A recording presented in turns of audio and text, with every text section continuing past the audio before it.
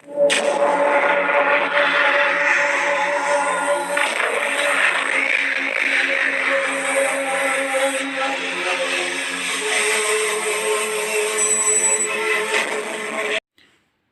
दोस्तों, आज बात करेंगे विज्ञान कक्षा 8 की पुस्तक। इसका जो चैप्टर है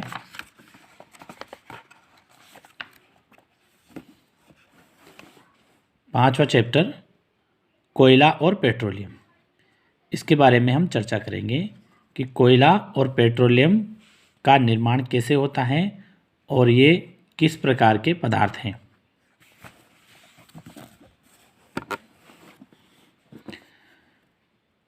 हम अपनी बहुत सारी आवश्यकताओं के लिए विभिन्न पदार्थों का उपयोग करते हैं। इनमें से कुछ तो प्रकृति में पाए जाते हैं और कुछ का निर्माण मानवीय प्रयासों से किया गया है। ये लाइन महत्वपूर्ण है कि कुछ तो प्रकृति में पाए जाते हैं और कुछ का निर्माण मानवीय प्रयासों से होता है, अर्थात प्रकृति में पाए जाने वाले और मनुष्य द्वारा निर्मित पदार्थ। आगे हम देखते हैं, प्रकृति में विभिन्न संसाधनों की उपलब्धता की दृष्टि से प्राकृतिक संसाधनों को व्यापक रूप में से वर्गीकृत किया जा सकता है। प्राकृतिक रूप से जो पाए जाते हैं वह दो तरह के पदार्थ हो सकते हैं, अक्षय प्राकृतिक संसाधन और समाप्त होने वाले प्राकृतिक संसाधन।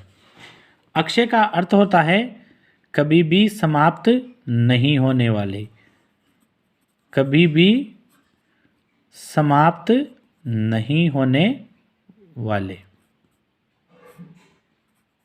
नहीं होने वाले, होने वाले। आपने सुना होगा, अभी कहते हैं अक्षय तृतीया। तो कहा जाता है कि हमारे धार्मिक ग्रंथों के अनुसार अक्षय तृतीया का अर्थ है कि ऐसी तृतीया जिसका जो फल है वह कभी समाप्त नहीं होता। अक्षय का अर्थ होता है जिसका कभी क्षय न हो। तो ये प्राकृतिक संसाधन प्रकृति में असीमित मात्रा में उपस्थित हैं और मानवीय क्रियाकलापों से समाप्त होने वाले नहीं हैं।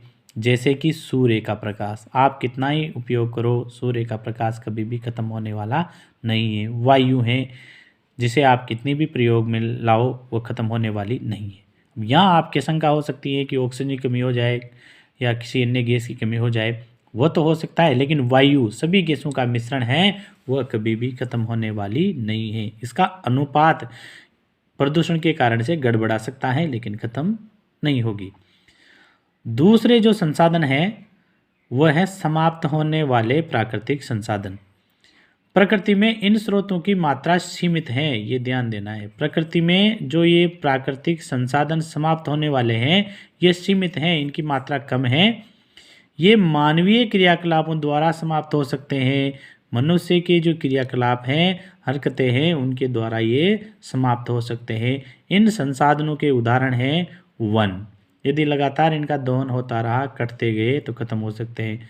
वन्य जीव, शिकार के कारण या वनों के खत्म होने के कारण यदि इनको मारा जाता रहा या इनके आवास खत्म होते रहे तो ये खत्म हो जाएंगे। खनिज, कोयला, पेट्रोलियम, प्राकृतिक गैस आदि। अब हमें ध्यान देना है कोयला, पेट्रोलियम, प्राकृतिक गैस, इनमें ये जो पदार्थ हैं ये समाप्त होने वाले प्राकृतिक संसाधन हैं। कहने का तात्पर्य ये है कि जो प्राकृतिक संसाधन पहली पीढ़ी को, अर्थात मान लो कि हमें जो मिल रहे हैं या हमारे माता पिता को जो मिल रहे थे, उनका सही तरीके से उपयोग किया गया है तो वह हमें भी मिलेंगे, और हम सही तरीके से उपयोग में करेंगे तो अगली आने वाली पीढ़ियों को भी मिलेंगे। लेकिन असीमित अनियंत्रित उपयोग करेंगे तो वह खत्म हो सकते हैं, आने वाली पीढ़ियों को नहीं मिलेंगे। इस अध्याय में हम बात करेंगे कोयले, पेट्रोलियम और प्राकृतिक गैस जैसे कुछ समाप्त होने वाले प्राकृतिक संसाधनों के विषय में। तो कोयला, पेट्रोलियम और प्राकृतिक गैस ये प्राकृतिक संसाधन तो हैं, लेकिन ये समाप्त होने वाले प्राकृतिक संसाधन हैं। इनके बारे में बात करनी है।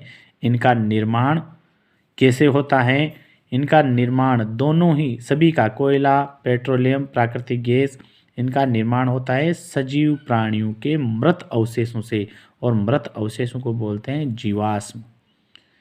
मृत अवशेषों को क्या कहा जाता है? जीवाश्म। ये ध्यान में रखना है। अतः ये जो है ये ईंधन है, इनको जलाने से ऊर्जा उत्पन्न होती है, जिसके कारण से मोटर, बस, सभी प्रकार की गाड़ियाँ वगैरह चलती हैं।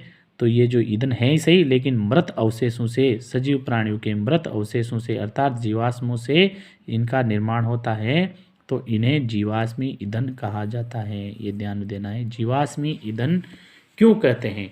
क्योंकि इनका निर्माण सजीव प्राणियों के मृत अवशेषों से अर्थात जीवाश्म से होता है। आप चित्र 5.1 में देखिए, ये जो चित्र हैं ये कोयले का है।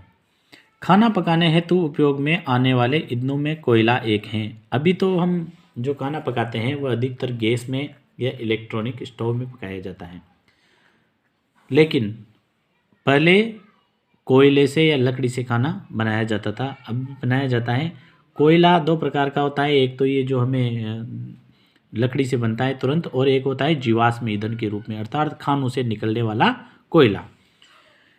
पहले इसका उपयोग रेल इंजनों को चलाने के लिए भी होता था, क्योंकि रेल के इंजन जो थे वह भाप के इंजन थे, उनमें भाप बनती थी, और भाप बनाने के लिए, गर्म करने के लिए जिसकी आवश्यकता थी वो था कोयला। इसका उपयोग तापीय शक्ति संयंत्रों में विद्युत उत्पन्न करने के लिए, लाइट बनाने में भी होता था। कोयले का उपयोग विभिन्न उद्योगों में ईंधन के रूप में भी किया जाता है अभी भी। तो हम देखते हैं कोयले की कहानी क्या है, किस प्रकार से कोयले का निर्माण हुआ। अब ये देखिए, पहली सोच रही है कि कोयला हमें कहाँ से प्राप्त होता है और ये कैसे बनता है। तो आगे जो हम पढ़ रहे हैं उसमें इसी का उत्तर है। लगभग 300 मिलियन वर्ष पूर्व पृथ्वी पर निचले जलीय क्षेत्रों में घने वन थे। ये ध्यान देना है कि धरती पर बहुत सारे वन थे, पेड़ पौधे थे। बाढ़ जैसे प्राकृतिक प्रक्रमों के कारण ये वन मृदा के नीचे दब गए। ये लकड़ियाँ पूरे वन जमीन के नीचे दब गए। इनके ऊपर अधिक मृदा जम गई, अधिक मिट्टी जम गई, और इस कारण से वह संपीड़ित हो गए, सिकुड़ गए, और जैसे जैसे वो और गहरे होते गए इनका तापमान भी बढ़ता गया। तो हमें ध्यान रखना है कि जो वन थे वो दब गए, दबने के बाद अंदर उच्च दाब हो गया, यानी दाब बढ़ गया, और उच्च ताप, ये ध्यान रखना है, उच्च ताप और उच्च दाब, इसके कारण से जो वो वन या लकड़ियाँ थी वह कोयले में बदल गई। किस में बदल गई? कोयले में बदल गई। देखिए, जैसे जैसे गहरे होते गए उनका ताप भी बढ़ता गया। आ गई ना वही बात, ताप बढ़ता गया। उच्च दाब और उच्च ताप पर पृथ्वी के भीतर मृत पड़े पेड़ पौधे धीरे धीरे कोयले में परिवर्तित हो गए। कोयले में मुख्य रूप से कार्बन होता है, ये ध्यान में रखना है। कोयले में मुख्य रूप से कार्बन होता है, जिसको हम सी से लिखते हैं। अब आगे, मृत वनस्पति के धीमे प्रक्रम द्वारा कोयले में परिवर्तन होने की क्रिया को कार्बनीकरण कहते हैं। अर्थात उच्च ताप के कारण जो वनस्पति थी, पेड़ पौधे थे, वो कोयले में बदल गए, और ये बहुत धीरा प्रक्रम है। इस पूरे प्रक्रम को या पूरे परिवर्तन को कार्बनीकरण कहते हैं। कोयले में कार्बन होता है क्योंकि यह वनस्पति के अवशेषों से बना है, अतः कोयला भी एक जीवाश्म ईंधन है। ये हमें ध्यान में रखना है, क्योंकि ये वनस्पति यानी पेड़ पौधों के अवशेषों से बनता है, अतः कोयला भी एक जीवाश्म ईंधन है। ये ध्यान रखना है। तो बहुत सारे प्रश्न छोटे छोटे बने हैं कि कोयले का निर्माण कैसे होता है। तो लगभग 300 मिलियन वर्ष या बहुत करोड़ों वर्ष पहले पृथ्वी की उथल पुथल के कारण या बाढ़ आने के कारण, किसी भी प्राकृतिक प्रक्रम के कारण से पेड़ पौधे पृथ्वी के नीचे दब गए, और कालांतर में उच्च ताप और उच्च दाब के कारण वह कोयले में परिवर्तित हो गए, और ये प्रक्रिया कार्बनीकरण कहलाती है। कोयले में सबसे ज़्यादा कार्बन की मात्रा होती है। कोयला पेड़ पौधों अर्थात वनस्पति का अवशेष है, इसलिए इसे जीवाश्म ईंधन भी कहते हैं। चित्र 5.2 में आप देखिए, एक कोयले की खान को दिखाया गया है, किस प्रकार से कोयले को खानों से खोदकर निकाला जाता है।